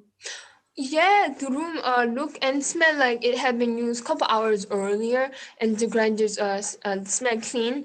Probably Petty give White Cat snack, then I make sure she eat and then go to nighttime sale. Let's Speculative answer. response. Sure. Your Honor, this witness was only saying that it was probable and is not saying that Mr. Bazar definitely went on these sales. And so it is definitely reasonable for this witness to say this. The objection is sustained. Next question. Now, let's talk about Mr. Bazar's sales. How often did he sell? Petty loved to go sailing to meditate and clear his head, so he sometimes goes sailing and don't tell anybody. And was there anything unusual about the missing boat? No. So would you characterize Mr. Bazar as one who might possibly go out on a sail even though there was a storm that night? You know, I don't even know if Petty knew about storm because there was no storm at PCT. But Petty liked to test his capability, like he do with the cats, something to do with his religion. So yeah, I just wish TRD was at Sanctuary to stop him, but her run take her out of Sanctuary. Let's talk about those runs. Now, how often did Miss Diardi run? Oh, she go running every day. And why was running a daily obligation for Miss Diardi? Running was good habit. She used to replace a bad habit. It keep her sober. Now, did you hear any disagreements between Miss Diardi and Miss Bazar around or before April 30th? No, I didn't hear anything. No fighting or yelling. And they didn't even have mini golf competition for a long time. Betty even called Shibi Kido ever since Shibi saved Betty's life. And can you tell us more about Miss Diardi saving Mr. Bazar's life? Back into August 2019, I was only one there to see it. Betty going to new tiger cage, and tiger decided to attack poor Betty. I was too scared to help, but Shibi run into cage and wrestle tiger off of him. Shibi was Betty's hero. Now, who, if anyone, is responsible for the notoriety of the Big Cat Temple? 아이고, PCT without Betty is like the band U2 without Bono. Thank you, Your Honor. We pass the witness. Prosecution, cross-examination. Hit Manuel, you worked at the Big Cat Temple Sanctuary for 4.5 years, correct? It's minor and yes. Oh, sorry. Was it your job to clean the cages, clean and repair the knives, saws, and meat grinders? Yes, I did all that stuff. On the day of April 30th, 2020, when you arrived at the sanctuary, did the meat processing room look like it had been used? Yes, it did. It also smelled like the grinders had been used, correct? Yes, I smell it. Not very nice smell. Now at the sanctuary, it was your job to work with the meat grinders, correct? Yes, that was part of my job. In the meat processing room, you ground up all sorts of things, correct? Well, the only things we ground up were the bones because cats don't eat that stuff. As you stated in your testimony, the meat grinder is capable of grinding up bones, correct? Yes. In your testimony, it states, it would be easy to grind up a human body using the equipment and grinders you have in the meat processing room, correct? I'm sorry, which testimony are you referring to? Your testimony from the fact statement?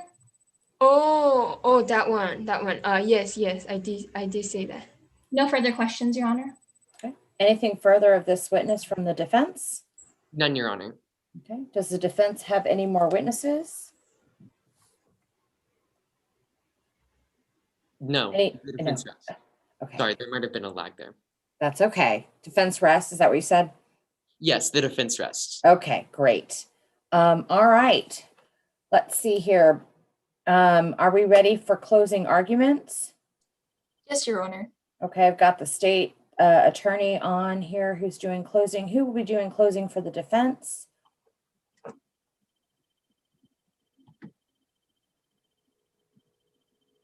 There she is. I'm doing closing for defense. All right, great. While we're working on closing arguments, let me just tell the scoring judges they can be working on their sheets. So if the prosecution is ready for closing, you may begin. Before I proceed, may I save 1 minute for a rebuttal? Yes. All right. Thank you, Your Honor. You're welcome. Members of the jury, I commend your patience and attentiveness throughout today's mock trial. And now has come the time when your patience and attentiveness will bear fruit. I would like to return to our friend Alex, an example of compelling circumstantial evidence introduced to you at the beginning of this mock trial. Now, you walked into that office, you saw the fedora on the hat rack, and you know that Alex is your only coworker who wears fedoras.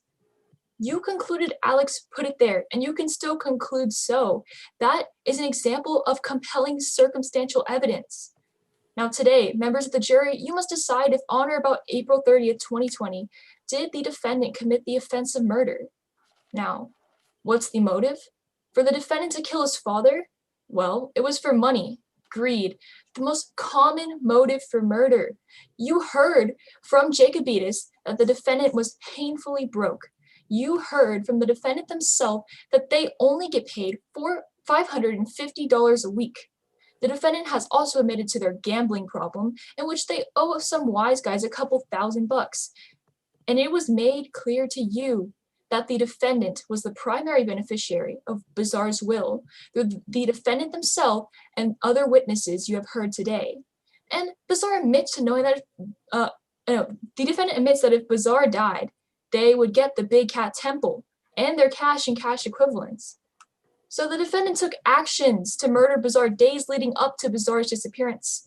Wicket was starved, she was in a bad mood, and when they're in a bad mood, they can really hurt you. It was an unsurpassable opportunity. It was a Thursday. Jacobitis and their crew always go out on Thursdays for drinks. And the defendant sent Arata on a wild goose chase and sent Manul off and expected them back well after midnight. The defendant bought time to commit the murder, demonstrating premeditation. The defendant has admitted that, strangely, the camera facing the Wicket cage was on the fritz, which is an excuse to explain the lack of footage of April 30th. And we have the guilty act. The defendant fed Bizarre to Wicket in a greedy frenzy.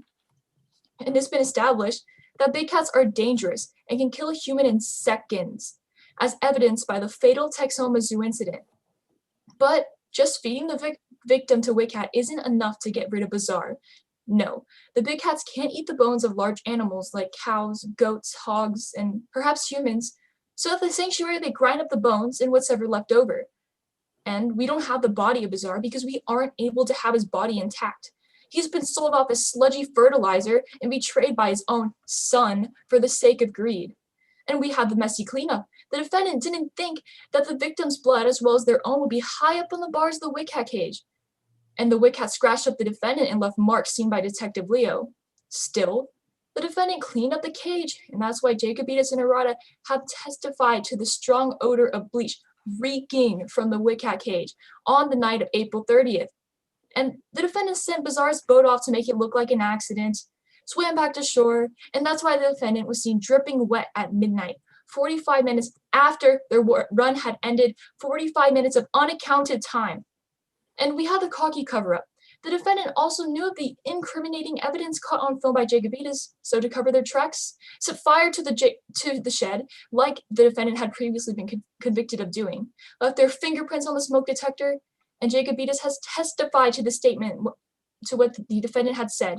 Wouldn't it be perfect karma if Barry was eaten by the Wicket, the cat's ultimate revenge to being branded as some reincarnated dead lady? Because that's exactly what has happened, and that's exactly what the defendant tried to get away with. So the defense has tried to offer plenty of scenarios, say or erotic killed him, or the hurricane did it. He's not missing. All to sow doubts into your minds. But do not be swayed by arbitrary scenarios, but rather be convinced by the compelling circumstantial evidence on our side. We ask you to find the defendant guilty of the murder of Bizarre. Thank you. Defense.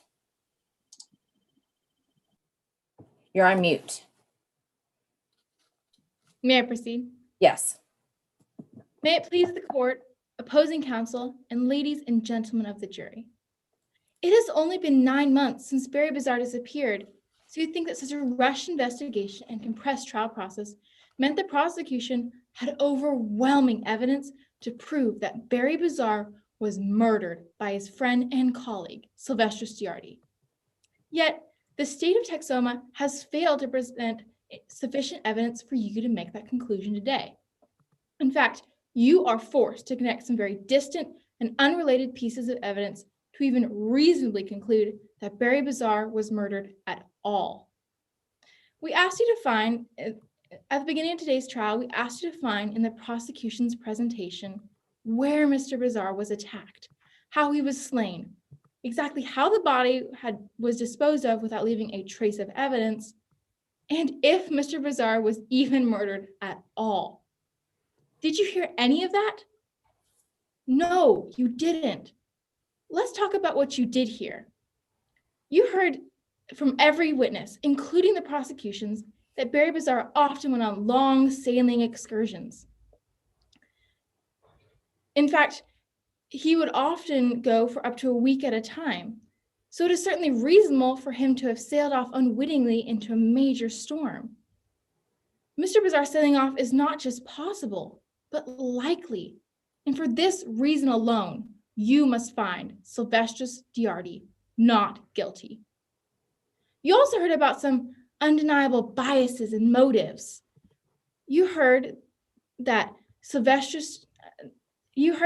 Bizarre's personal assistant, Servo Rada, had the same motive to kill Mr. Bizarre. So the filmmaker must also have a dramatic murder twist to recoup the losses of their failed documentary. The young and ambitious new lead detective needs this high-profile celebrity court case to further their career. Perhaps all three are complicit in perpetuating a false murder claim. The only unbiased witnesses, Kip Manuel and Maureen Nemeyer, have nothing to gain today. They both testified that Sylvester Stiardi never once showed violence or dislike for Mr. Bizarre. You even heard that Sylvester saved Barry's life while risking her own. Ulterior motives and biases creating false conclusions posing as evidence is not just possible, but likely. And for this reason alone, you must find Sylvester Stiardi not guilty. Finally, the prosecution's theory depends on too many uncontrollable variables. An erratic typhoon, employees' absolute compliance with unreasonable demands, and foreknowledge that an inexperienced detective would neglect to take proper forensics tests, and the utter unpredictability of a wild animal used as a murder weapon. If even one of these things fell through, the entire plot would fall apart. Asking you to rely on so many unpredictable coincidences in order for the prosecution's timeline to be possible is an absurd request. And for this reason alone, you must find Sylvester Stiardi not guilty. The prosecution has the burden to prove beyond a reasonable doubt that Sylvester Stiardi murdered Barry Bizarre. Nobody knows where Barry is, but he leaves behind friends and colleagues and a grieving community. Whether he is dead or alive, his loss is a tragedy. If you recognize that another witness could have murdered Barry, then you have reasonable doubt. If you believe that a weather-related sailing accident is possible, then you have reasonable doubt. If you believe that there are too many uncontrollable coincidences for a murder to have even been committed, you have reasonable doubt. Sylvester Stiardi, Barry's hero, confidant, and friend. Her life is in your hands. There's far too much reasonable doubt in this tragedy. Please do not initiate another tragedy. find the defendant not guilty. Thank you. Thank you. Prosecution, you have some time left for rebuttal. May I proceed? Yes. Now, the defense has stressed these 3 questions today throughout today's mock trial. First, where did the murder take place? How did it happen? And where's Bizarre's body? Well, the prosecution has told you many times where it's happened, the Witcat cage, and we have unrefutable evidence of that. We have Witcat's bad moods, the starving, unpredictability of big cats. We have blood high up on the bars, reeking of bleach in the coming from the Witcat cage. We have camera on the fritz, and that's how it happened. And Diarty is about to get away with it. For the last question, where's Bizarre's body? I would like to turn that to the defendant so that they could come clean for what they did. We don't know where the body is because of what they had tried to conceal so perfectly. And if they get away with it, that's exactly what the defendant had wanted to do, because this is perfect karma for Bizarre getting eaten by Witcat. And that's exactly what happened. And you must convict Sylvestris Diarty of the murder of Barry Bizarre. Thank you. Okay. Thank you both very much. Before we are completely finished, I need to ask each team, does the prosecution have or allege any rules violations that we need to know about? No, Your Honor. Okay, what about the defense? Any rules violation? Okay, thank you. We're gonna finish up our evaluations, but for a second, if you will indulge me, if the lawyers and the witnesses could all turn their videos on really quickly. I just want to say a couple of things. I don't know if the other scoring judges have anything they want to say, but you guys did great job. I will tell you, last year I was very impressed with the competitors, and that was live and in a courtroom. That you have done this and done it over Zoom is even more impressive. Other scoring judges here can tell you we do everything now by Zoom, and it's not easy, and you guys went with the flow. You had far fewer glitches than what we normally have in Zoom court. And I appreciated the witnesses going with the flow, and the lawyers when I would make a ruling that was, I don't know, maybe questionable or wrong for lack of a better descriptor.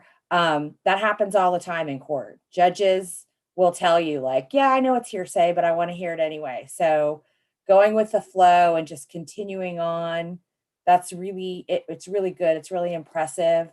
And that you're doing all of this on a Saturday it's wonderful. So really congratulations to all of you. You all did a great job. I don't know if anyone else wants to say anything, or you guys just want to get us to do our score sheets and turn them in, but that's all I have. Anyone else? No? Okay. Thank you, Your Honor. Oh, go ahead. I would just like to say thank you to all of you, both the presiding judge and the scoring judges. We really, really appreciate your help in this. And it's so much fun. So we're thankful you helped make this happen. Thank you. Yes. I want to say a great job to everybody on another wonderful round.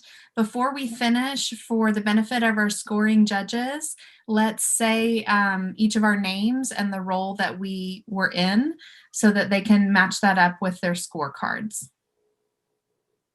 We can start with prosecution. Wrong button. My name is Kiri Ryan, and I represented the state of Texoma today. My name is Liana John Muhammad, and I represented the state of Texoma today. My name is Eden Shemanik, and I was representing the state of Texoma today. My name is Ismathila Heather, and I was portraying Pardalis Jacobitis today. My name is Sanvi Halapet, and I was portraying Sova Arata today. My name is Abby Terry, and I was portraying Sonda Leo today. In our defense. Yes, Your Honor. My name was Ella Levins, and I performed pretrial, cross-examination of Serval Arata, and the direct examination of Kip Manul. My name is Sabina Wetterling, and I performed the cross-examination of Detective Sunday Leo, the direct examination of Sylvestris Diarty, and the defense closing statements. And my name is Trent Mosher, and I performed the open and crossed Pardalis Jacobitis and directed Kip Manuel. My name is Kyra Hong, and I portrayed the witness Kip Manor. Hello, my name is George Apollo, and I portrayed the witness Sylvestris Diardi. Carson Hayes. I represented Kausna Meyer. All right. What a great job, everyone. Thank Great you job. again. We're going to see you at 5:15 for our announcements and awards ceremony. And the students may leave, and the judges, please hang out for a second. Bye. Thank you. Thank you.